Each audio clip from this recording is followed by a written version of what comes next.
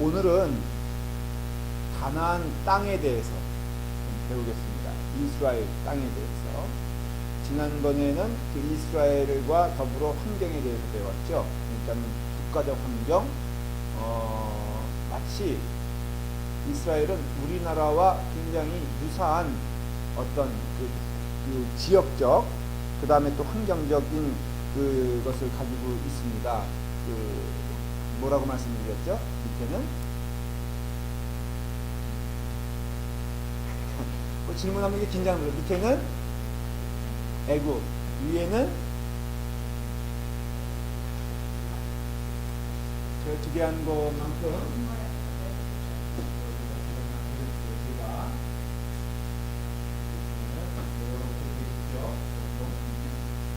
요거는 하에. 하에가 영어로 뭘까요? 상식이에요. 뭐라고 했어?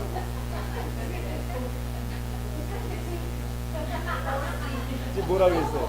뭐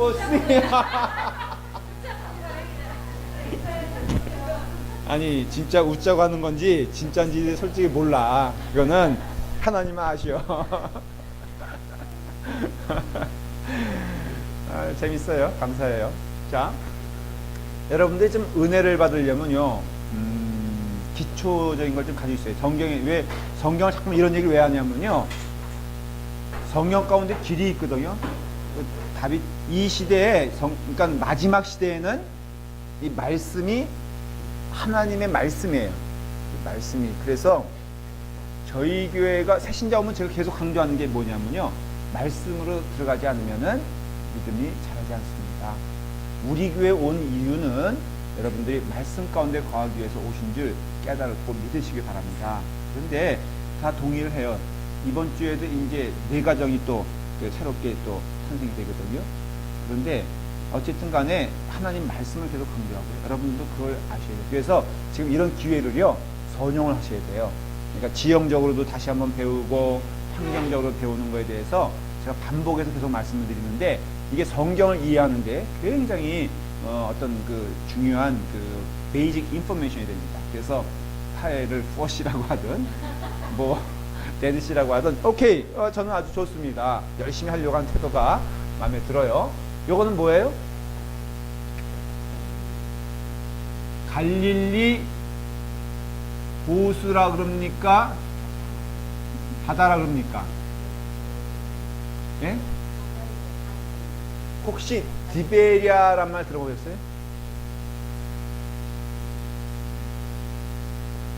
다 같은 거예요. 디베리아 호수, 갈릴리 호수를 같은 지명을 조금 다르게 표현하는 것들입니다. 호수라고 하면 호수이기 때문에 호수예요. 왜 홍시가 홍시인가요? 홍시니까 홍시인 거예요. 그래서 왜 이게 호수냐고 물어보신다면은 이게 호수예요. 근데 이게 또 바다라 그러면은 이게 왜 바다가 됩니까? 광풍이 일고 파도가 일고, 예? 짜냐고요? 우리 박 집사님들 우리 생각하는 거 이상의 질문을 하세요. 여기서 짠 걸 어떻게 생각했을까? 바다니까. 그 광풍이라고 하면은 됐어요. 감사해요. 바다라고 하시고 광풍이라고 하면은 빅베어도 광풍 있는 거 아세요? 모르셨어요? 빅베어도 바람 붑니다. 파도 칩니다. 그러니까는 그런 거는 아니죠. 다만 이스라엘 사람들이 하도 땅덩어리가 좁으니까 약간 뻥이 세요. 그래서 이게 호수를 바다라고 부르고 싶은 거예요. 사실은요, 이 사이즈는 여러분 레이크하우 가보셨어요? 레이크하우 거기서 작아요. 그리고 보여요. 가보셨어요? 여기 갔다 오신 분들. 그러니까 가보신 분만 이렇게 지금 큰 소리 치고 있죠. 진짜 보여요. 뭐 수십 킬로 정도 되는데 22킬로 제가 말씀드렸죠. 이쪽은 40몇 킬로, 이쪽은 한 22킬로 되는데 22킬로 되면 가보면요, 이게 바다인가 할 정도로 그렇게 넓지가 않아요. 그런데 바다라고 하는 거는 그런 뜻이 있어요. 그래서 환경적으로 이렇고요. 여기 이제 여기 넘어가면 이렇게 되겠죠. 여러분들 그 지형 또 계속 얘기해 볼게요. 리비아가 어딘지 아세요? 리비아 하면 생각나는 사람 누구예요? 그걸 시간 많이 보면 안 되는데 리비아라고 들어보셨어요? 예, 그러니까 리비아의 그 아주 독재자가 누구였죠? 아, 정말 아 진짜 모르는 거예요? 아니면은 그냥 쑥스러운 거예요? 아니 그 CNN 방송 그런 거 안 봐요? 뭐 타임지 이런 거 안 보세요? 샤베스 거기 왜 나와 또? 아, 나 정말 참. 아니 그것은요 일상생활의 대화의 기본이에요. 그건 또 아니에요. 화장실 금은요. 그건 후세인을 얘기하는 거예요. 그 지금 나 정말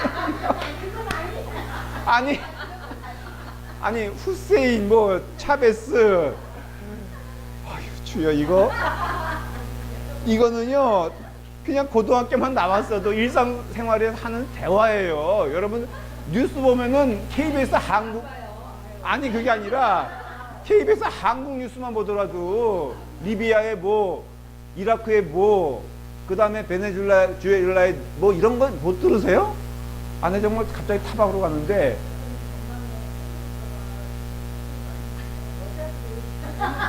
진짜 그래요?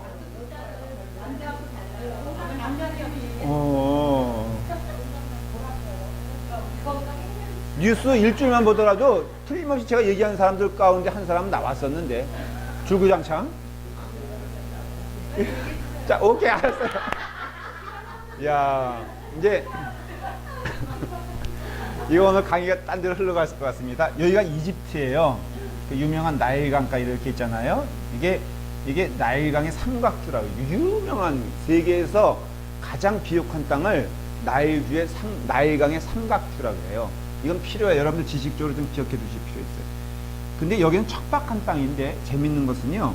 여기다 척박한 땅이에요. 여기는 뭐 완전히 돌짝밭, 광야고 그런데 이스라엘 땅에서 이쪽이 굉장히 그 풍요로워요. 그리고 이게 아프리카 북부예요, 북부. 이렇게 내려가죠. 이제 이렇게 내려가면 요거 뭐 지도하시면 이렇게 돼야 되는데 뭐 이렇게 하면은 여기가 뭐냐면은 이 희망봉이라는 그래서 이렇게 넘어갔죠. 이렇게 넘어가면은 여기가 인도예요. 인도인데 누구죠? 아메리카 발견한 사람이 콜럼버스가 인도양을 가려고 했던 거예요. 원래 모르셨어요 이것도? 그래서 인디안이에요. 인디안. 여기가 왜 뜬금없이 여기 아메리카 사람들을 인디안이라 그러냐? 한번 생각해 본 적 없어요? 그거? 없었어요? 세상에. 인도 사람이 인디안인 거예요. 진짜 몰랐구나. 예? 인도. 근데 왜 여기 있는 사람을 인디안이라 그랬느냐? 진짜 콜럼버스는 여기가 인도인 줄 알았어요. 인도를 왜 그렇게 가고 싶어 했느냐? 그 당시에 이게 아니에요. 이거 모르시면 그냥 가만 계세요. 여기 이게 다 지금 그때 양대 나라가 스페인. 스페인이 그 당시엔 최강국이었어요. 해양 국가가 제일 강국이에요. 그래서 이쪽은 스페인. 이거 자꾸만 이거 딴 데로 가면 스페인. 여기는 네덜란드 이런 나라들이요 다 해양 강국이었어요. 여기 이탈리아의 베니스라는 데가 있잖아요. 이런 데가 다 이 해양 강국이에요. 근데 이 스페인에서 나라를 부강시키기 위해서 탐험들 자꾸 보낸 거예요. 보냈는데 왜 보냈냐면요. 인도에 가면은 금은부화보다는 향신료가 유명했어요. 그게 후추예요. 후추. 그 당시 후추를 인도에서 가져왔는데 이 길이 너무 멀잖아요. 그러니까는 후추의 값이 엄청나게 비싸요. 금값이에요. 금값. 그러니까 그것만 취하면은 이게 팔자 피는 거라. 그래서 콜럼버스가 인도에 그렇게 가려고 했던 것은 나라에서 또 이렇게 배를 대저까지 갔던 것은 바로 왜 그러냐 하면은 그런 것 때문에. 근데 딱 도착해 보니까는 그러니까 무조건 인도라고 생각한 거예요. 그래서 거기는 원주민들을 인디안이라고 한 것이고 그게 바로 지금 아메리카의 인디안들이 뜬금없이 인도 사람이 된 거예요. 이게 아니고요. 이게 인도고요. 이게 이집트고요. 리비아는 어디냐면 여기 있어요. 여기. 이렇게 있어요. 그래서 이게 리비아에 이게. 거기에 카다피라는 사람이 있어요. 카다피. 안 들어보셨어요? 이번에 민주화 운동 때문에 그 카다피가 죽었죠. 이것도 모르는 얘기예요? 오케이. 좋아요. 그래서 아랍의 봄이라는 그 때문에 이집트에서 혁명이 일어났죠. 그래서 여기서 누가 저기 사라졌냐면은 그 아주 오래된 이게 오래된 독재자들이에요. 그러니까 카다피가 있었고요. 여기는 지금 감옥에 갇혀 있어요. 그래 사다트 맞나요? 예? 사다트 맞을 거예요. 굉장히 오래된 사람들이 막 몇십 년씩 해먹은 사람들이에요. 그렇게 있었고 리비아에 있었고요. 그 다음에 여기는 후세인, 여기 이라크죠. 여기 후세인이 있었고 아까 차베스는 전혀 거기가 아닌 남미입니다.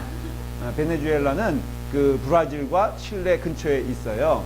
근데 거기서는 주로 이상하게 공산주의 혁명이 아주 세요. 지금도. 그래서 아메리카, 미국의 입장에서는 눈에 가시라. 그래서 지금 계속해서 정권을 전복시키려고 하는 이유가 바로 거기에는 그런 사회주의 국가인데 이게 말을 안 들어, 미국에. 미국의 말을 안 듣는 나라가 거기 몇 개 다 있어요. 그 외에는 다 말 잘 듣죠. 멕시코 잘 듣죠. 캐나다 잘 듣죠. 그러니까 미국은요, 이건 정치적인 건데 자기 옆에 위험한 존재를 두는 것을 원치 않아요. 그래서 쿠바에서 그렇게 60년대에 그 미사일 가지고 들어왔잖아요. 소련에서. 전혀 모르는 얘기죠. 케네디 대통령에게서 우리 전쟁하겠다 소련이랑 막 그래가지고 난리친 사건도 모르시고요. 감사해요. 그래서 쿠바에서 그 미사일을 가지고 들어오니까는 미국이 난리를 친 거예요. 왜? 어디 우리 앞마당에 미사일을 가지고 들어오냐? 그래서 소련에게 너네 만약에 지금 이거 들어오면은 우리 핵전장이 일으키겠다. 그래가지고는 소련이 그 할 수 없이 항복이죠. 철수해가지고 이런 사건. 자, 아니 그런데 예? 지금 뉴스 보는 거. 근데 절 자꾸 흥분시키면 안 돼. 그러니까 다음 공부 좀 해가지고 오세요. 그래서 여기가 애굽이에요. 애굽. 지금 애굽 얘기하려다가 지금 남미까지 왔어요. 그 다음에 양대 산맥이 뭐라 그랬죠? 여기가 애굽이면은 여기가 소위 거기가 뭐예요? 이건 지난주에 배운 거예요. 그래서 메소포타미아 문명인데 세 나라를 기억하라 그랬죠? 아니 옛날 이게 애굽이 성경으로 돌아간 거예요. 성경 나라로. 그래서 지금 나라 말고 여기 애굽이면 여기는 세 나라. 앞으로는 순서대로 기억해 주시길 바래요. 아수르, 바벨론, 바사. 바사는 지금으로 말하면 그러니까 다른 말로 하면은 페르시아입니다. 그러면 아수르는 어떤 나라와 연결이 돼 있다? 여기 이스라엘의 입장에서는 북이스라엘을 무너뜨린 나라예요. 그래서 소위 사마리아가 탄생이 돼요. 북이스라엘을 그 아수르 정책은요 완전히 멸절시키는 거예요. 민족을. 아수르 정책이 그랬어요. 그래서 완전히 북이스라엘을 무너뜨린 다음에 피를 섞어버렸어. 거기에 막 이방인들을 막 집어넣고 그 다음에 그 결혼을 뭐죠 그런 거? 그 타민족과 결혼을 시키게 하고 그 이스라엘 사람들도 질색이잖아요. 여러분 피가 섞이잖아요. 그럼 재밌는 것은 아버지 쪽이 아니라 어머니 쪽에. 그래서 어머니의 피가 가면 유대인인데 아버지의 피가 저기 되면은 유대인이 아닌 거예요. 그래서 사마리아 사람들이 된 거예요. 그러니까 유대인으로 안 치죠. 그 다음에 두 번째가 누구였냐? 바벨론이에요. 바벨론이 아수르를 무너뜨렸어요. 그래서 이 같은 지역에 이제 바벨론이 된 거예요. 바벨론은 어느 나라와 연결이 돼 있죠? 남유다와 연결이 돼 있어요. 근데 바벨론의 정책은 아수르와 틀려요. 바벨론은 그 민족성을 인정을 해요. 그래서 피를 섞지 않고 그 리더들을 다 들어가지고 바벨론 땅으로 가는데 재밌는 것은 바벨론 땅에 가서도 소위 말해서 그 게토라고 그러죠. 그 이렇게 자기네 그룹을 인정해줘요. 그래서 유대인들이 흩어지지 아니하고 바벨론 그발강가에서 따로 살아요. 그래서 그 민족 공동체가 계속해서 유지가 된 거예요. 근데 그 공동체를 뭐라고 이름하냐면은 주이시 공동체라는 거예요. 왜? 유다니까는. 그 남유다 있잖아요. 이게 뭐예요? 주잖아요. 주. 여기 딱 요거 붙이면 뭐가 돼? 주이시가 되잖아요. 그래서 주이시란 말, 유대 공동체란 말이 언제부터 생겨났냐면은 바벨론 포로돼서 쫄딱 망한 다음에 바벨론 그발강가에서 슬피 울면서 거기서 그냥 한숨 쉬고 있었던 그 그룹을 주이시 공동체라고 그래요. 근데 그 사람들이 어디로 와요? 다시 오게 되죠. 해방돼서 누구로부터 해방됐어요? 바사로부터 해방됐어요. 바사가 바벨론을 무너뜨리면서 그 정책이 더 온화해졌어요. 그래서 여태까지 포로로 잡혀있던 그 공동체들은 다 자기 나라로 돌아갈 수 있다. 근데 그걸 누구 말하냐면 유대인들 말하는 거거든요. 그 당시에 잡혀있던 공동체 가운데 유대 공동체가 있었거든요. 그러니 유대 공동체가 돌아오게 됐죠. 그래서 그 다음부터 유대인, 그러니까 그 이스라엘 사람들을 뭐라고 부르기 시작했느냐? 주이시, 유대인이라 부르기 시작합니다. 지금 이스라엘 나라 있잖아요. 지금 이 사람들을 뭐라고 말합니까? 유대 공동체라고 그래요. 왜냐면은 그 바벨론 포로 때 됐을 때 요 주이시가 상성됐을 때는 다른 12지파, 우리 보통 12지파라고 그러잖아요. 12지파 가운데 11지파는 없어져 버린 거야. 쉽게 말하면 어떻게 없어졌을까? 왜 없어졌을까? 그 당시 지도를 보면요, 여기는 북이스라엘이었어요. 여기는 남유다라고 해요. 그걸. 근데 남유다에는 베냐민 지파와 유다 지파만 있었어요. 나머지 10지파가 바로 북이스라엘인데 이게 다 피가 섞여버렸어. 그러니까 없어졌죠. 그렇죠? 이게 포로가 되면서 베냐민도 슬며시 없어져 버렸어요. 그러니까 남은 게 뭐만 남았어요? 유다 족속만 남은 거예요. 그러니까는 12족속 가운데 11족속은 없어지고 한 족속만 남게 된 거예요. 어느 시점에서 바벨론 포로 되었을 때에서는 11지파 다 없어지고 한 지파만 남았는데 유다 지파만 남게 되죠. 근데 그 유다 지파가 그 뿌리가 지금까지 내려온 게 유다 지파예요. 그러니까는 독일에서 예를 들어서 2차 대전 때 600만 명이 학살됐잖아요. 그거는 뭘 말하냐면은 유다 지파 600만 명이 학살됐다. 그렇게 이해하시면 돼요. 그 외에는 인정을 하지 않아요. 그러니까 이스라엘 사람으로선. 그냥 그 사람들이 시온으로 백업해가지고 1948년도에 소위 말해서 팔레스타인 땅에서 독립을 하거든요. 그래서 독립을 해서 그 나라를 세우는데 지금 그것이 주이시예요, 주이시. 이해가 되시죠? 그러니까는 주이시로서 지금 그 뿌리가 있다는 거예요.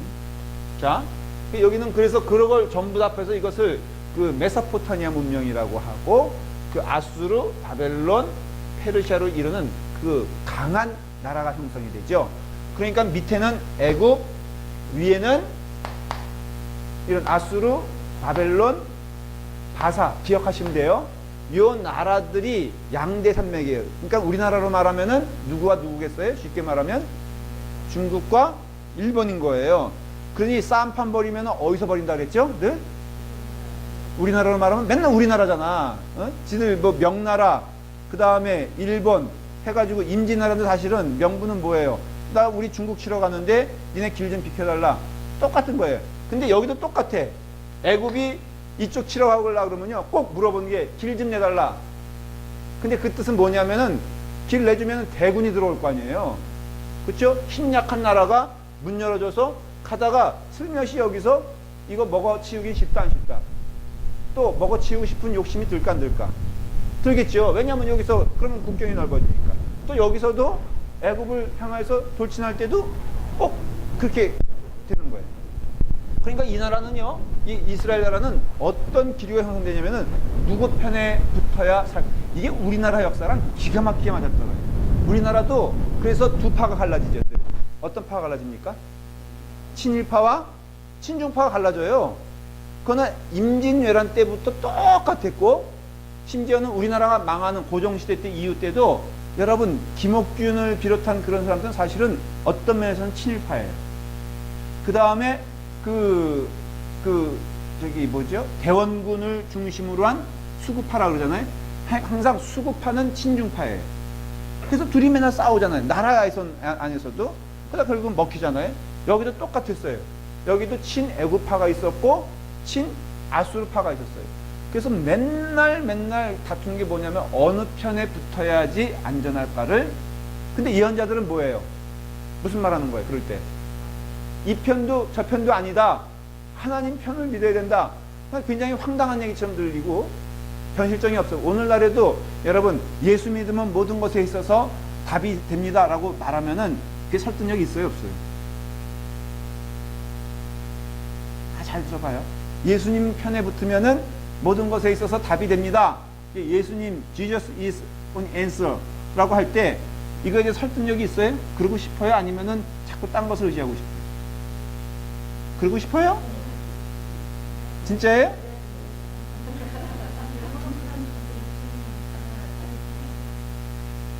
이게 우리 질문인 거예요. 근데 그런 가운데서 하나님 편에 붙으십시오. 그런데 이게 안 되는 거예요. 그러면서 밤의 달과 낮에 해가 뭐라 한다 그랬죠? 혹시 이 얘기는 제가 한번 그렇죠. 이 정도는 기억이 나줘야지. 박 집사님은 지금 새롭죠다. 기억. 밤의 달은 뭐라 그랬죠? 그 초생달이 그 아랍 민족의 심벌인 거 아시죠? 이스라엘의 민족의 심벌은 뭡니까? 별이에요. 그러면 나일강의 애굽 문명의 심벌은 뭔지 아세요? 그 해가 누군지 아세요? 그런 점에서 애굽인데 애굽에 조금 들어가면 모르죠, 잘. 태양신이에요. 그 태양신의 현신의 이 누군지 아세요? 그러니까 나이로운 신이 누군지 아세요? 태양신의 이 땅의 현존. 그게 파라오예요, 그게. 그러니까는 피라미드를 이렇게 졌잖아요. 그 모든 왕들이 다 그 왕들은 신이에요. 이스라엘, 그러니까 이집트에 있어서 파라오는 신이에요, 신. 바로 인간이 아니에요. 신의 자식이에요. 그래서 거기 여러분들 파라오 신전에 가보면은 이상한 모양 있지 않아요? 이렇게 보면은 그 부인이 왕비가 왕자를 안고 있는데 그 왕자 모양이 우주인 같이 생긴 거 여러분들 혹시 아세요? 이런 얘기 처음 들어보셨구나. 여러분 그 파라오 당시에 말이에요. 전구가 있었던 거 아세요? 모르셨어요? 전지가 있는 거 아세요? 그리고 이상하게 파라오의 그 석굴, 그 피라미드 안으로 들어갔더니요. 이상한 점은 끄름이 하나도 없어. 횃불을 썼다면은 끄름이 있어야 되는데 이런 황당한 얘기들. 그래서 결론은 뭐예요? 그 파라오가 누구예요? 우주인이에요, 우주인. 왜냐면 진짜로 그거는 우리가 조금 질문이 되는 게 그 왕자의 모양이요 인간의 모습이 아니에요. 여러분 머리가 이렇게 된 사람 보신 적 있어요? 전혀 아니 그냥 예.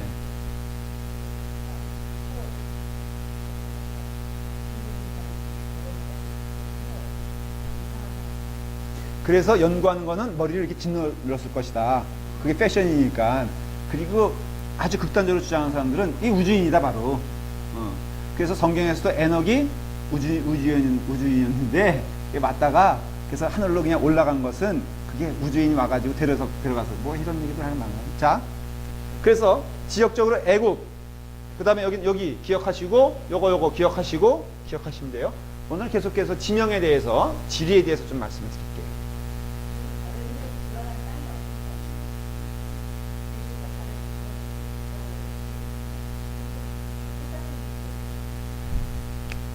여기. 예, 똑같은 데로 갔어요. 이 사람들은요, 여기가 성지예요, 성지. 여러분들이 그 이스라엘 사람들이 그 지역적으로 집착하는 것을 상상을 못해요, 여러분들이. 그러니까는 우리처럼 이렇게 신앙적인 표현이 어떻게 보면은 영적이고 추상적인 개념보다도 이스라엘 사람들에게는요, 바로 고자예요, 고자예요. 질문했으니까는 그래서요, 요 땅이어야만 돼요, 요 땅이. 이스라엘에 지금 성전이 있습니까? 없습니까?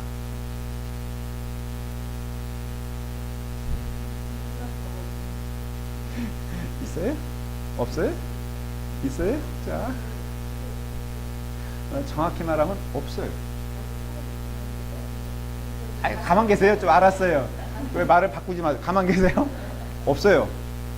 왜냐면 지명적인 집착성에 대해서 말했습니다. 여기 이제 예루살렘이 여기 모리아산이거든요. 저기 성전이 있는 곳이 여기에 성전이 두 번 있었어요. 한 번은 세 번 있었어요. 한 번은 솔로몬 성전이에요. 그 유명한 다 같은 자리, 이그젝틀리 쉽게 말하면 아주 여기 스팟 여기라고 이해하시면 그 정도예요. 여기를 기준으로 여기다가 여기 바로 아브라함이 이삭을 바쳤던 산이에요. 그 예루살렘 지금 그 땅이 사실은 모리아산이라고 해요. 물론 이거는 지명적으로 정확한 건 몰라요. 그러나 거기라고 믿는 거지. 여기서 이삭을 바쳤던 제단이 있었던 곳이에요. 그러니까 예배 장소로는 최고지. 영적인 의미에서. 여기에다 지금 뭘 하는 거냐면은 일단은 솔로몬이 성전을 졌어요. 그 다음에 무너졌죠? 언제 무너졌을까? 바벨론 포로되면서 무너졌고. 그 다음에 누가 세웠냐면은 그 성경 공부를 통해서 배웠던 학계, 그 다음에 수르바벨, 그 다음에 느헤미야, 에스라, 이런 사람들이 그때 활동했던 사람이에요. 그 특성은 제가 말씀을 드렸죠. 나중에 성경 공부할 때 말씀을 드릴게요. 이런 사람들 통해서 제2의 성전이 완공이 돼요. 근데 그것이 무너져 버려요. 언제 무너지냐? 또 완전히 그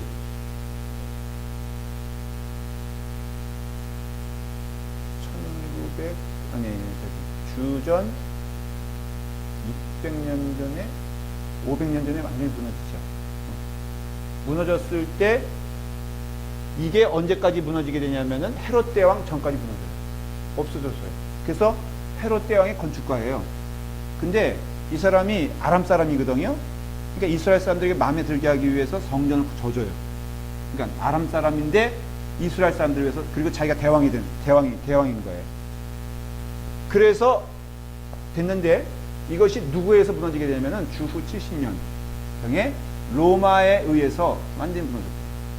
티투스란 그런 장군에 의해서 무너지는데 이제는 완전히 쑥밭을 이제 안 되겠다. 로마에서 원래 로마 정부가 그렇지 않은데 이 유대인들이 얼마나 끈질긴지 이제는 좋다. 그러면은 완전히 쑥밭을 내고 이 민족을 딱 들어가지고 그때부터 디아스포라라는 단어가 생겨난 거예요.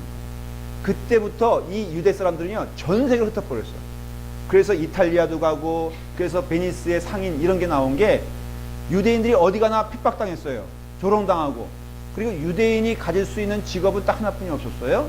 뭐냐면 고리대금업이에요. 땅을 가질 수가 없었어요. 그러니까는 이 사람들은 귀족이 될 수도 없었어요.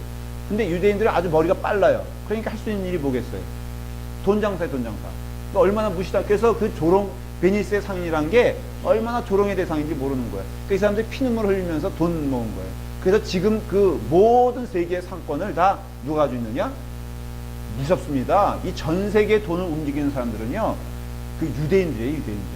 미국도요, 여기 다 상위 그룹은 누가 가 있냐면은 주이시들이 잡고 있다고요.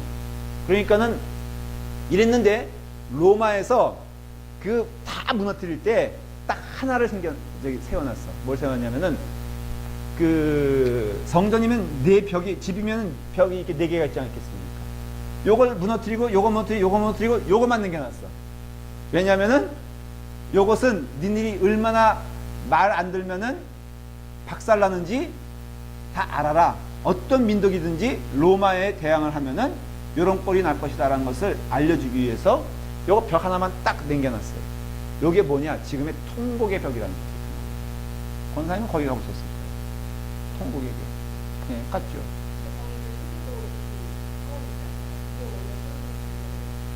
어떻게 얘기하면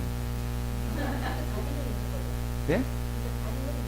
자, 그래서 여기 통곡의 벽인데 왜 통곡의 벽이냐?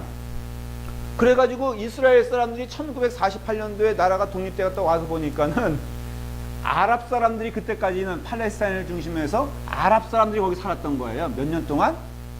2000년 동안 살았는데 바로 여기는 아브라함이 이삭을 바쳐온 곳이기 때문에 여기는 아랍, 이슬람에서도 여기가 성지예요. 왜냐하면 이슬람에서의 할아버지는 누구예요?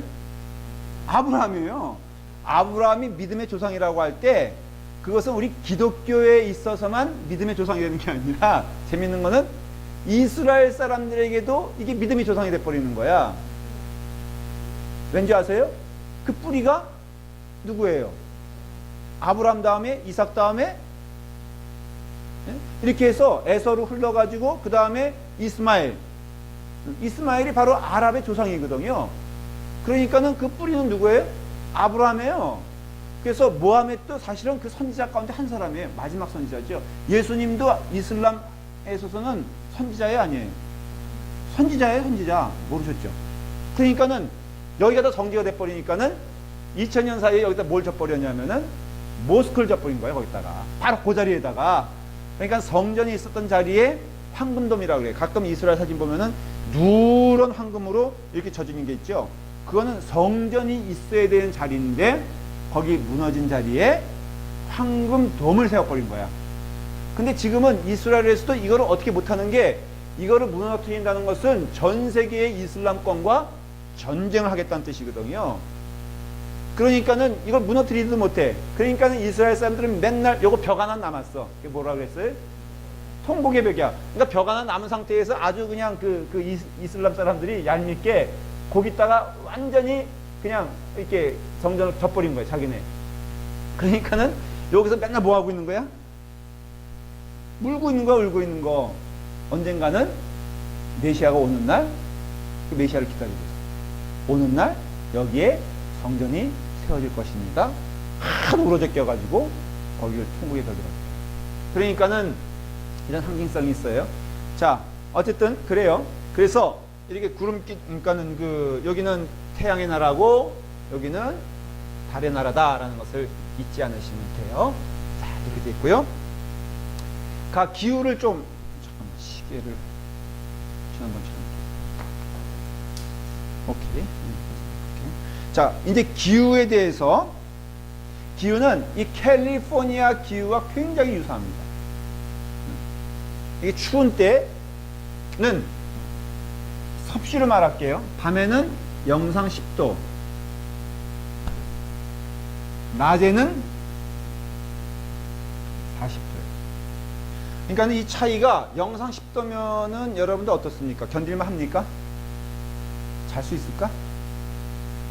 밤에? 좀 추울까? 텐트인데? 많이 춥지? 얼어 죽을까? 안 죽을까? 그렇죠? 그러니까 굉장히 추운 거예요, 지금. 이게. 그 다음에 낮에는 무지무지 더운 거예요. 한국은 몇 도면 죽죠? 사람들이? 그거 아세요? 38도요? 한국에 살아보셨어요? 한국은요, 25도를 넘어가면은 생명의 위협도가 높습니다. 그건 아니에요? 25도는 피력하다고요? 제가 목사예요. 목사는 모르는 게 없거든요. 한국에서 30도가 넘으면요, 노인, 연세 드신 분들 사망사고가 많아요. 왜냐면은 한국은 평균 습도가 60도에서 여름에는 70도예요. 70%예요. 캘리포니아는 습도가 20%에서 30%. 이게 생명을 좌우하는 거예요. 날씨가 덥고 문제가 아니라 만일에 캘리포니아 날씨를, 온도를 똑같이 한국에 가져가면요, 인구 3분의 1은 죽을지도 몰라요. 화장법이 아니라. 습도가요, 여러분들 그 사우나 한번 가보세요. 거기 가보면 이게 숨이 팍 막히잖아요. 그래서 차이가 나는 거예요, 이게. 한국은 왜 그래서 온도가 이렇게 올라가면 위험하냐면은 습도가 습기 있다 그러잖아요. 근데 캘리포니아는 드라이 하니까는, 그래서 이 연세 드신 분들이 살기 좋아하십니다. 뭐 이런 것까지는 할 얘기는 없고, 하여간에 낮에는 40도, 엄청난 거예요. 인간의 몸이 온도가 뭐죠? 38도만 되면은 엄청나고, 38.5도가 되면은 비상이고, 39도에서 40도 되면은 사망이에요, 사망. 근데 이 외부 환경이 40도인데 꾀약볕이에요. 그럼 여러분, 이렇게 보면은 돋보기 같은 걸로 이렇게 하면은 줌인 하면은 막 타들어가죠. 그렇죠? 시꺼먼 머리, 예를 들어서 말하면 극단적으로 온도가 40도라 그러면 맨 땅에 있으면은 여러분, 이게 머리가 어떻게 될 것 같아요? 멜팅 돼버려요, 멜팅 돼버려요. 여러분, 검은 머리 특별히 조심하세요. 그러니까는 이 환경을 제가 말하는데, 그게 바로 이 지역이라 이거예요. 이게. 그러니까는 여기는요, 지금도 사람이 살지 못해요. 다만 이건 땅 전쟁이기 때문에 왔다 갔다 니땅 내땅 하는 거지, 여기는 사람이 살 수 있는 환경이 안 돼요. 그래서 미디안 족속이라고 살고 있는데 그 사람들은 여기 정도 살아요, 이 정도. 여긴 전혀 살지 못해요. 근데 그러한 땅에서 이스라엘 사람들이 몇 년 동안 지냅니까? 40년 동안 지내요, 이 땅에서. 그것도 텐트로. 그러니까 여기서 왔다 갔다 하면서 40년 동안 지내는데, 그와 같은 환경에서 하나님의 인도하심이 없으면은 살 수 없다는 것을 말해줍니다. 그래서 낮에는 무슨 기둥? 불기둥. 밤에는 구름기둥. 제가 진짜 한번 테스트 해본 거예요, 지금. 정신이 어디 갔나? 응. 낮에는 구름기둥. 여러분들 캘리포니아 날씨 똑같다 그랬어요? 휴미디는 뭐죠? 이 정도뿐이 안 돼요. 그러면 우리도 느끼는 거지만 그늘로 쓱 들어가면은 그게 살만한 거예요. 햇빛이 나오면은 죽겠다가도 그늘로 가면 사는 거예요. 그러니까는 낮에는 구름기둥이라고 했을 때 어쨌든 간에 상상하기는 어려워요. 매번 40년 동안 여러분 또 좀 엉뚱한 상상인데요. 정말 구름기둥이 12시간 낮에 동안 꼬박 있었고 밤에는 불기둥이 있었다 그러면은 이스라엘 사람들은 잘 사는 거였을까? 아니면 괴로운 거였을까? 여러분 햇빛을 24시간 못 보는 거예요, 그러면? 햇빛 못 보면 어떻게 되죠? 그러니까 이 질문하기 시작하면 끝이 없어. 그런데 어쨌든 간에 인도하셨다라는 뜻이 있어요. 그 다음에 이 기둥이라는 것 자체가요, 여러분들이 이렇게 그냥 프로텍션, 이렇게 방어해준다라는 생각도 있지만은 사실은 그것보다도 더 중요한 의미는 인도한다는 뜻이 있는 거예요. 왜냐면은 이 구름기둥과 불기둥이 성경에 보면은 움직였다 그랬어요. 움직였는데 이 움직이면은 가는 거예요. 멈추면은 서 있는 거예요. 그리고 조짐을 보여주세요. 그래서 밤에 불기둥이라고 했을 때 그 불기둥은요 단시 온돌의 효과만 있는 것이 아니라 정말로 밤에도 움직일 수 있었다라는 것을 보여주는 것이고, 이스라엘 사람들의 삶의 기준은요 하나님이에요. 그래서 그들이 가고 싶다, 멈추고 싶다 결정할 수가 없어요. 자, 뭐 200만 명이니까 얼마나 많은 사람, 여러분 200만 명 하면 200만 명이 모인 것을 보신 적이 있어요?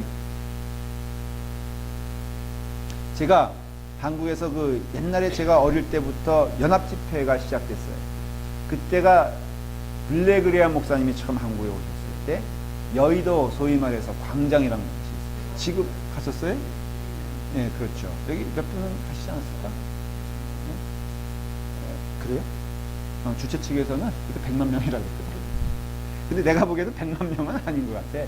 하여간에 기독교인들도 이렇게 그러면 안 되는데, 그때 하여간에 빌레그라움 때는 60만 명인가 70만 명이라고 했고, 그 다음에 이제 뭐가 있었냐면은 전국 복음관가 있어가지고 그의 복음가는 그 여의도 집회가 있어요. 그때가 유경수 여사가 죽은 날. 제 기억에 그래서 그 합숙했어요. 그때는 막 인근 그냥 학교 뭐 한강 백사장에다, 그때는 그 보수부지가 없었고요. 백사장이었어요, 진짜로. 거기다가 세상에 소수려 이만한 거 상상이 되세요? 이만한 방만 어디서 하자면 군대에서 빌려 가져온 거야. 이런 밥에다가 이걸 백사장에다가요 쫙 깔아놓고 밥 해가지고 인근 학교로 다 배달했어요. 저도 그때 그래서 무 먹고 막 그랬는데, 아무튼 그때 100만 명이 모였다 그랬는데 그때 내가 보기엔 약간 뻥이야. 근데 anyway 여의도 광장은요 다 덮었는데 집회가 끝난 다음에 이제 원효대교를 건너갔는데요. 야, 저는 인간이 그게 무서운 걸 처음 알은 게 이게 차다 막았어요. 버스 다 막았어요. 그래서 이제 그 여의도길 해서 공덕동까지 사람들이 걸어갈 수 있었어요. 그 나라에서 그런 특혜를 줬나 봐. 몇십만 명이요 다리를 건너가는 거예요. 그래서 저도 이제 찬송 그때 뭐 다 은혜롭게 뭐 예수님 찬양 뭐 이러면서 이제 온 교인들이 가는데 처벅처벅 가는데요. 다리 중간쯤 가니까는 이게요 이렇게 되는 거예요. 이렇게. 제가 과장하지 않아요. 진짜 느낌에 그게 사람이 얼마나 무섭냐면은 그 동시에 그 다리에 뭐 한 몇만 명이 들어갔겠죠. 척척 하는데요. 출렁. 야, 뛰지도 못하고. 왜냐면 다 밀려 이렇게 척척 가니까는 정말 다리 무너지는 줄 알았어요. 그러니까 그 군중의 무서움을요. 그러니까 200만 명이 생각해봐요, 여러분들. 화장실이 있어요. 뭐가 있어요. 그런데 거기 이렇게 뭐 한 10만 명, 20만 명 모였는데도 걷잡을 수 없는 그런 환경인데 200만 명이 모였다. 그것도 밥도 없는 곳, 또 쌀도 없는 곳, 물도 없는 곳, 내일 그냥 오늘 먹으면은 재밌는 건 하나님이 왜 일용할 양식을 이렇게 주시는지 몰라. 며칠 것도 아니에요. 오늘 먹으면은 내일 뭐 하고 있어야 돼? 초조하겠어, 안 초조하겠어? 생각해봐요, 여러분들. 오늘 여기 우리는 다 냉장고에 있으니까 안심하고 먹고 또 먹고 또 먹잖아요. 그런데 아무것도 없어. 오늘 먹으면은 끝이야. 그러면은 우리가 동물적이 되지 않을까? 그래서 남의 거 훔쳐먹는 일도 일어날 것이고, 이런 환경에, 이런 환경에서 믿음을 형성시키는 거예요. 자, 무엇을 보게 하는 걸까? 여기서 하나님의 목적은 하나님만 바라보라는 것이에요. 이게 여기 광야 생활의 목적이에요. 여러분 지금도요 똑같습니다. 여러분들 어떤 때는요 외통수를 몰아넣는 걸 봐요. 하나님이 누구나 인생의 경험에서 그런 경험들 한두 번 있을 거예요. 근데 그런 경험 혹시 없으세요? 외통수를 가진 경험이 없으신 분 혹시 있으세요? 나는 인생에 있어서 정말로 막다른 건너까지 가본 적이 없다. 내가 보니 여기 몇 명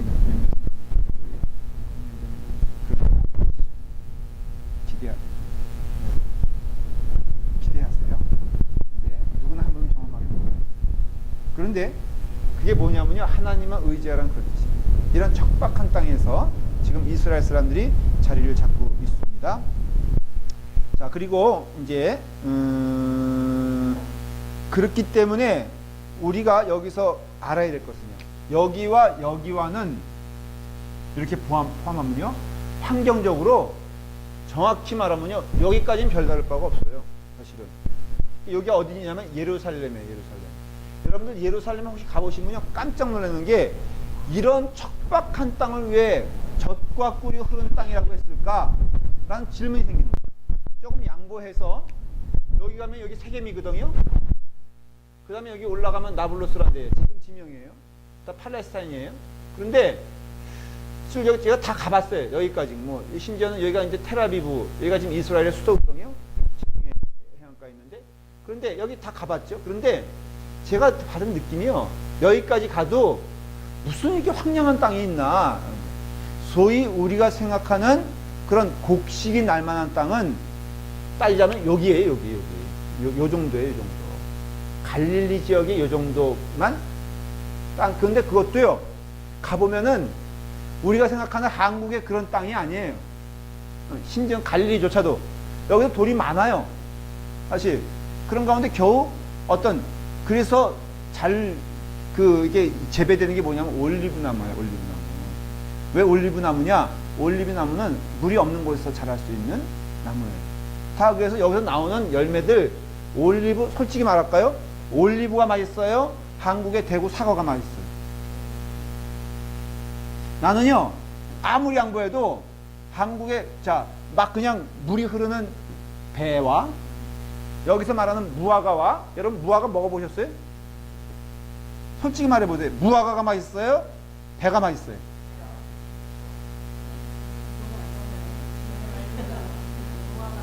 하나를 고르라면 배죠? 자, 한국에 나오는 모든 과일, 한번 이스라엘에 나오는 모든 거 비교, 이 정도뿐이 없어요. 근데 또 비교할 것도 없어. 기껏 해봤자 풀목이, 무화과, 그 다음에 올리브, 포도. 포도는 좀, 근데 포도도요, 여러분 한국에 황금포도 있잖아요.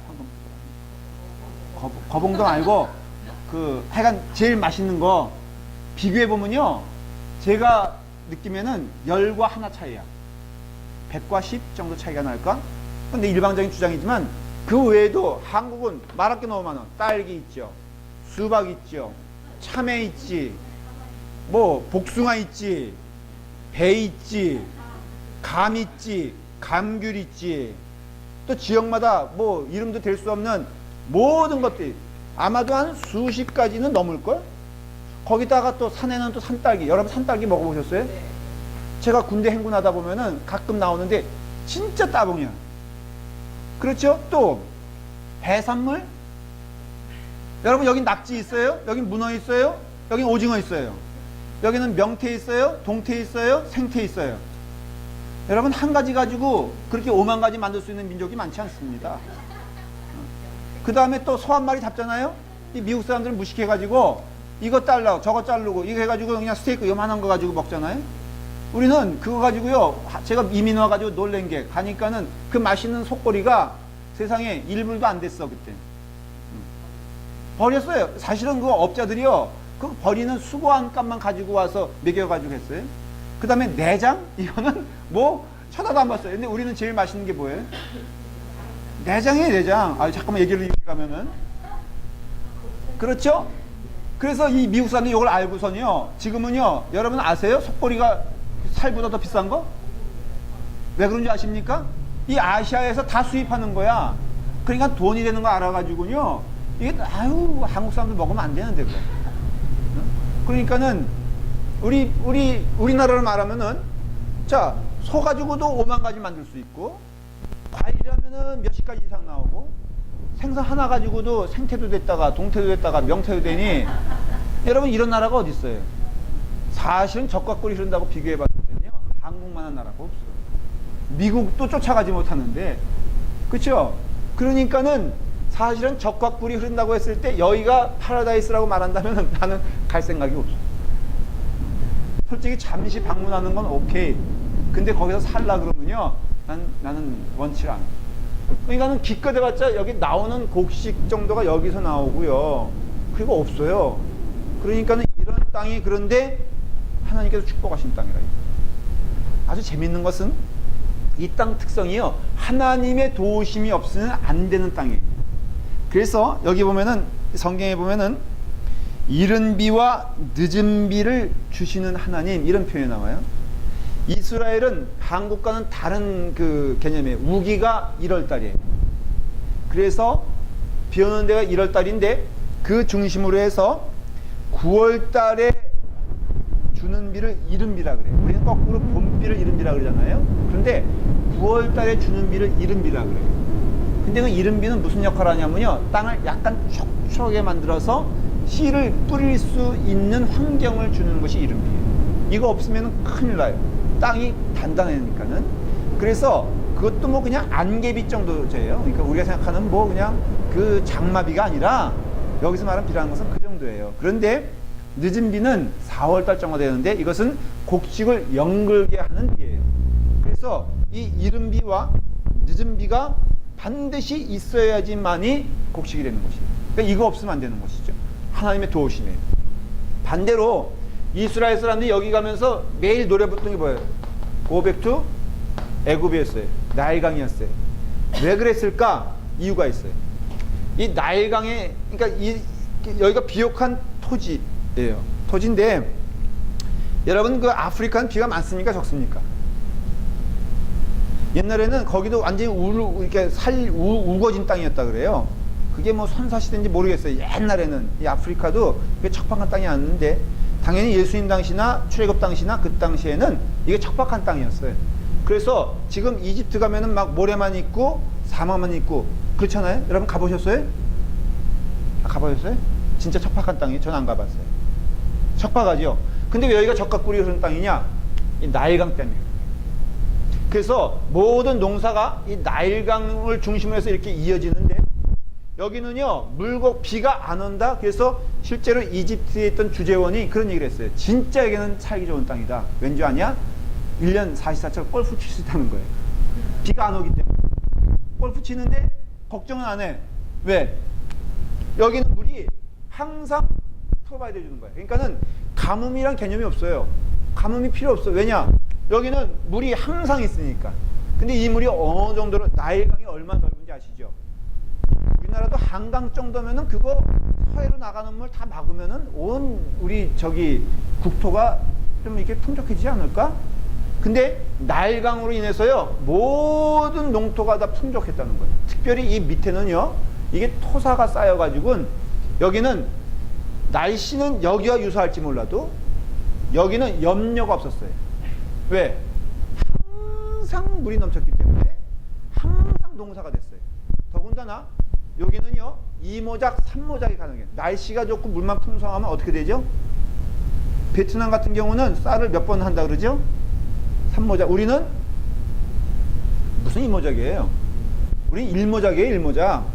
다만 보리하고선 근데 보리 거의 안 하니까 쌀 농사는 1년에 한 번이지 2번 했던 손이 못 들어갔잖아요. 근데 베트남은 1년에 3번 한다는 거죠. 요 애굽 땅이 바로 1년에 4번 할 수 있는 환경이었어요. 왜냐면 생각해 보세요. 물은 풍족하죠? 태양은 쬐죠? 그러니까는 계속해서 이게 곡식이 나오는 거예요. 더군다나 여기서 뭘 그리웠지 이 사람들이?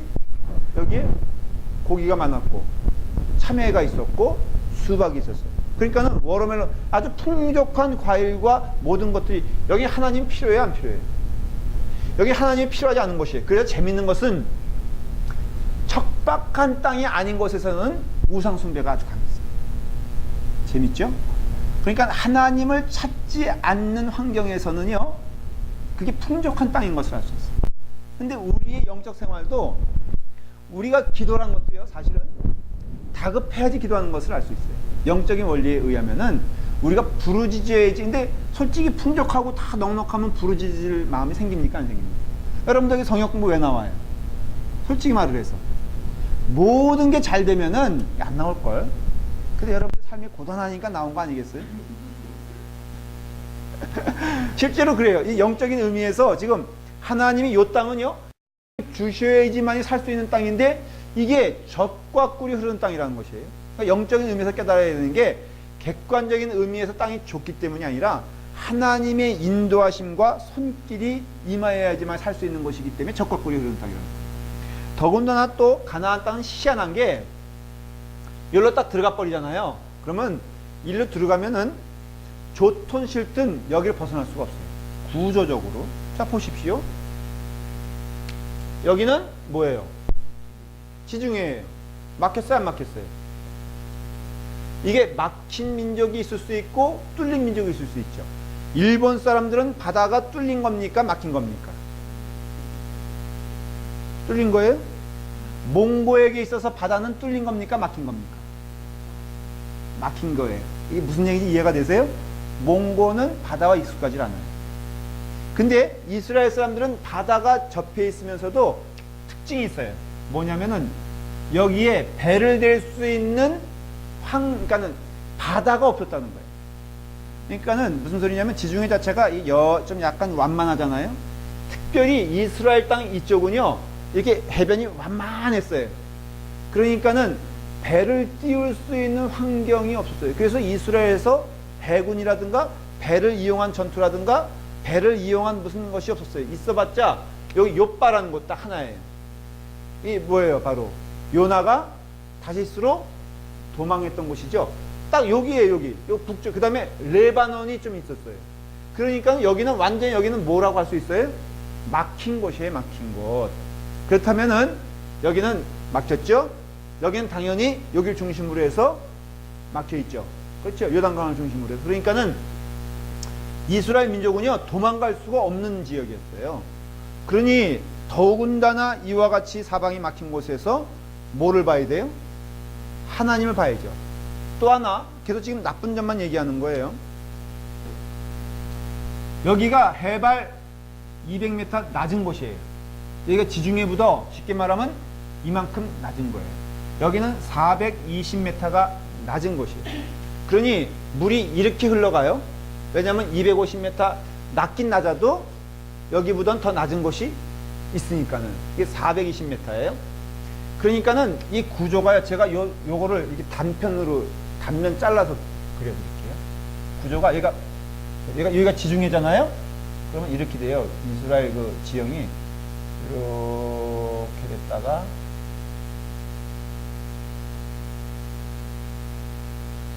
이렇게 되는 지형이에요. 이 단면을 자르면은 여기 뭐겠어요? 요단강 사해 맞아요. 이렇게 아주 급격하게 흘러내리는 요거도 그렇고 여기도 그렇고 이런 밸리예요, 골짜기예요. 여기가 예루살렘이에요. 그래서 예루살렘은 산성이에요, 산성. 그 자체가 지형적으로 굉장히 요새화되어 있는 곳이에요. 그래서 예루살렘을 산성이라고 그런 거예요. 그 다음에 여기 좀 이렇게 낮아져요. 그래서 평야가 있다면 어디 있을까? 당연히 이 지역에 있겠죠.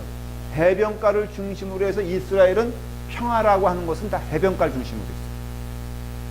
여기는 예루살렘은 높은 곳이에요. 그렇지만 여기서 또 급격하게 내려가니까 과장되게 말하면요, 예루살렘에서 여리고가 어디냐면은 여기 있어요, 여기. 자, 이거 그림이 좀 이해가 되시죠? 그렇죠? 여리고에서 예루살렘으로 가는 길은 굉장히 높은 길을 올라가야 되고, 예루살렘에서 여리고로 내려가려면 굉장히 이렇게 낮은 길을 가야 되는 거예요. 근데 그거를 가장되게 얘기하면 예루살렘에서 돌을 굴리면요, 이게 어디까지 굴러가냐? 사해까지 굴러간다고. 제가 한번 그 길을 예루살렘에서 차를 타고 그 여리고로 내려간 때가 있었어요. 그런데 그 중간 정도가 빌로우 제로, 그러니까 뭐라 그러죠? 그 제로, 그러니까 해수면과 똑같은 곳에 표시해 놨는데 굉장히 가파른 길을 내려갔다고요. 이게 쭉 계속해서 이렇게 내려가는 거예요. 그러니까는 옛날에 쪼락말 타고 다녔을 때에는 이것이 얼마나 힘든 길이었겠어요. 요단강은 바로 여기를 말하는 거예요. 자, 지형적으로는 이래요. 그래서 세상적으로 가장 낮은 곳이고요. 이제 요 지도로 들어와서 평야란 곳은 어디 있다 그랬죠? 해변가를 중심으로 있다고 했어요. 그래서 여기에 쉽게 말하면 이스라엘 나라에서 말하는 평야는 딱 세 군데가 있어요. 첫째, 여기는 무엇이냐면은 아코 평야라고 해요. 이름 자체를 아코. 그 다음에 그 중간이 여러분 잘 아는 샤론. 이게 샤론 평야예요. 그 다음에 여기가 마지막인데 여기는 뭘까? 혹시 아세요? 남방평야예요. 블레셋 평야라고 해요. 블레셋. 자, 다윗과 골리앗이 싸운 곳은 평야입니다. 어디일까? 어떻게 알았어요? 여기가 근거지였으니까. 그러면은 골리앗은 어디서 살았을까? 그게 어디일까? 여기에요. 자, 그러면은 하나님의 법궤를 뺏겼어요?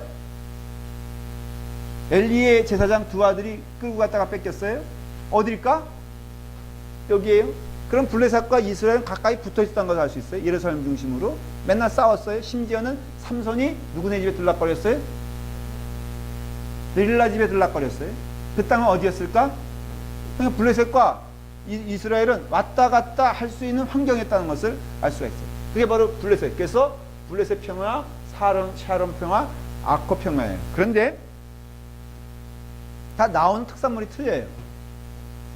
아코에서는 채소가 많이 나왔어요. 갈릴리 지역이니까 거긴 농사가 짓는 곳이에요. 그러니까 농사라면 두 가지죠. 하나는 곡식과 하나는 뭐겠어요? 뭐 야채 이런 것들이겠죠. 그러니까는 아코 평야에서는 뭐가 많이 나왔다? 채소가 많이 나왔어요. 샤론 하면 뭐가 나왔을까? 자, 샤론 하면은 맞아요. 어떻게 알았어? 샤론의 꽃이잖아요. 이래서 나온 거예요, 용어가. 아, 이제 좀 이해가 되시죠? 그래서 여기는 꽃 재배단지예요, 꽃. 근데 샤론의 백합화를 봐라. 백합화가 많이 나왔어요. 근데 그 백합화가 우리가 생각하는 하얀 백합화가 아니고 빨갛게 생긴 아주 이쁜 백합화였어요. 그래서 어쨌든 간에 꽃이 많이 나왔고요. 이 블레셋 지역은 평야니까 나오겠죠, 뭐가. 뭐가 나왔을까? 보리가 많이 나왔어요. 그래서 이스라엘 땅에서는 의외로 보리 농사가 많았어요. 밀 농사도 마찬가지 계통이에요. 밀도 보리에 어떻게 보면 순환적으로 똑같거든요. 여러분 밀도 겨울에 이렇게 자라가지고 봄에 수확하는 거 아시죠?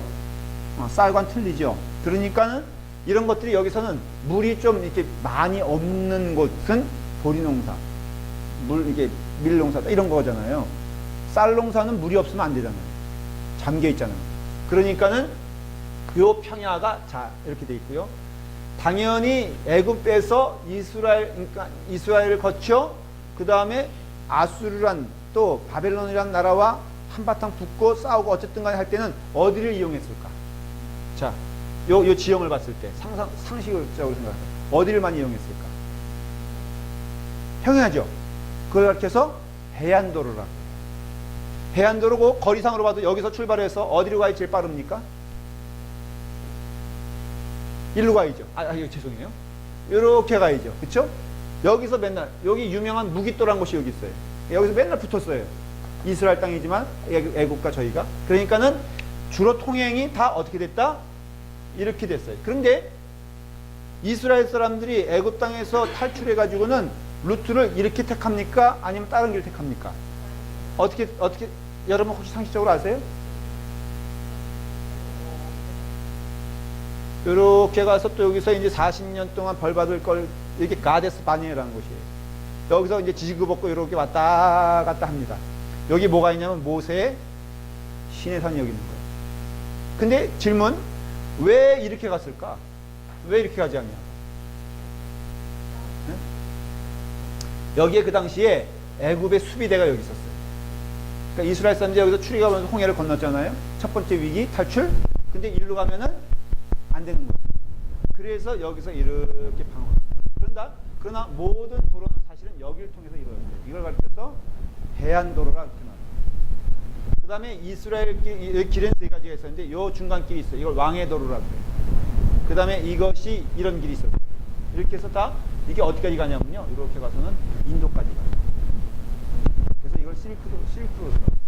실크로드는 두 가지가 있어요. 이렇게 넘어가는 이쪽이 있었고요. 그 다음에 이쪽으로 애굽까지. 그래서 그 실크로드의 끝은 이 애굽이 될 수 있고요. 그 다음에 저 터키, 소아시아 있죠? 거기까지가 실크로드. 설마 실크로드 처음 들었다 그러지 마세요. 이게 어디까지 왔어요? 이게 인도를 넘어서 중국까지 해서 실크로드의 끝이 어딘지 아세요? 한국이에요. 그거 아셨죠? 상상해보세요. 신라 시대 때 터번 쓴 사람들이 있었을까 없었을까? 어떻게 알았어요? 맞아요. 경교가 뭐예요? 여러분 신라 시대 때와 예수님 탄생한 때가 차이가 얼마나 나는지 아세요? 우리나라 역사를 좀 이렇게 비교해보면. 자, 예수님 탄생했을 때 우리나라는 뭐였을까? 주몽. 꽤 이게 차이가 나죠? 신라 시대 때는요, 주 500년이에요. 그러니까 예수님 탄생한 지 500년 후에 신라 시대고, 그 다음에 또 500년 후가 고려 시대고, 그 다음 500년 후가 조선 시대인 거예요. 그렇기 때문에 신라 시대 때 어떻게 기독교가, 그 당시에 당나라인데요. 당나라의 황제도 예수를 믿었다고 해요. 여러분들이 생각하는 거 이상해요. 그 다음에 왕비도 예수를 믿었다고 해요. 그걸 경교라고 해요. 경교가 얼마나 급속도로 퍼졌는지 몰라요. 그래서 신라에도요, 석굴암에 가보면 십자가 있는 거 아세요? 모르셨죠? 석굴암에 십자가가 있어요. 근데 그게 우연이 아니라는 거예요. 그러니까 뭐 이거는 다 어떻게 보면 상상에 더해서 하는 얘기지만, 그러나 일리 있는 것은 그 실크로드의 끝이 신라였기 때문에 이렇게 왔다 갔다 하는 것은 불가능한 일이 아니었다라는 것을 알 수 있어요. 실제로 한국의 신라의 사신들이요, 인도까지 왔다는 기록은 있어요. 인도니까 바로 요 정도 되니까. anyway, 이런 걸 계속해서 여러분들 들으면은, 어떤 관계가 있구나. 그래서 세상에서 가장 낮은 곳이 어디다?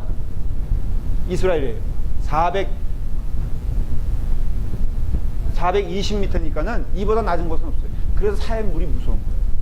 여러분, 사해 물이요, 염도가 바다에 비해서, 바닷물에 비해서 짭니까? 싱거웁니까? 어느 짠 줄 아세요? 17배가 짜요. 바닷물도 먹으면 짜릿하죠? 그게 제가 한번 사해물에 몸 담갔다가요, 진짜로 죽는 줄 알았어요. 다만, 머드팩이 좋다고 그래가지고, 거기, 그냥 뒤집어 쓰고 있는데, 거기는 자살하려도 할 수 없는 게, 진짜 내가 들어가 봤거든요. 그래서 내가 아무리 집어넣어도요, 그래서 과장된 얘기가 아니라 이러고 책 본다니까? 아무런 적이 없어도. 그러니까 뭐 튜브 안에도 이러고 있으면요, 이렇게 떠요. 물도 미끄덩미끄덩하고, 약간 요상해요. 자, 그래서 이게 무슨 특징을 가지고 있냐면요, 하나님의 돌보심이 없으면 살 수 없는 땅, 이게 딱 그렇게 머릿속에 각인이 되는 거예요. 이래서 적과 꿀이 흐르는 땅은 하나님이 도와주시는 땅이기 때문에 적과 꿀이 흐르는 땅이라는 것을 알 수가 있고요. 예.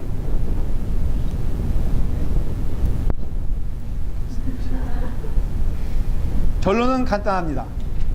하나님께서 인도하시는 땅은 하나님께서 돌보셔야지만 하는 땅입니다. 그게 바로 적과 꿀이 흐르는 땅이고요. 오히려 그런 점에서는 애굽 땅과 아수르 땅이 더 풍족한 것을 볼 수가 있고, 하나님이 함께 하시는 그 환경이 복된 인생이라면은 우리 삶 가운데 지금 가장 복된 것은 무엇이냐? 하나님 만나는 게 복이라는 것이고, 성경에서 말하고자 하는 복이 하나님 인도하심이라는 것을 알 수 있습니다. 여러분들, 우리는 이미 그 말씀을 통해서 깨닫습니다. 참된 복은 하나님 동행이에요. 여러분, 기쁨은요, 하나님의 말씀이에요. 여러분들이 복받았다는 인생은 하나님이 동행하시기 때문에 복된 것이지 환경에서는 아닌 것을 알 수가 있어요. 우리 교회는 복받은 교회가 되길 원하고, 우리 교인들은 복받은 그런 것이 돼서, 환경은 우리가 좀 열악하지만, 저는 이 컨테이너 건물이 있어서 여러분들 사실은 이 지역에서 우리 교회 와주는 게 너무너무 감사해요. 저기 보면 환경 좋은 교회도 있고 뭐 럭셔리한 저기도 있는데, 그런 의미에서는 저희 교육관 치면 안 될 것 같긴 해. 그렇게 할 수는 없고. 아무튼 기도하십시다. 사랑해 주님 감사합니다. 우리가 이스라엘 환경과 지역과 또한 그 이스라엘 땅을 공부하면서 다시 한번 하나님의 인도하심과 이끌어 주심을 감사합니다. 아버지 하나님, 성경의 지식이 우리 삶의 등불이 될 수 있도록 인도하여 주시옵소서. 이제 한 걸음 한 걸음 하나님의 말씀을 배울 때에 주님이시여 놀라우신 주님의 말씀이 우리 가운데 풍성한 열매되게 하여 주시옵소서. 함께 나오는 모든 영혼들에게 주님의 축복이 넘치게 하여 주시옵소서. 예수님의 이름으로 기도드리옵나이다. 아멘.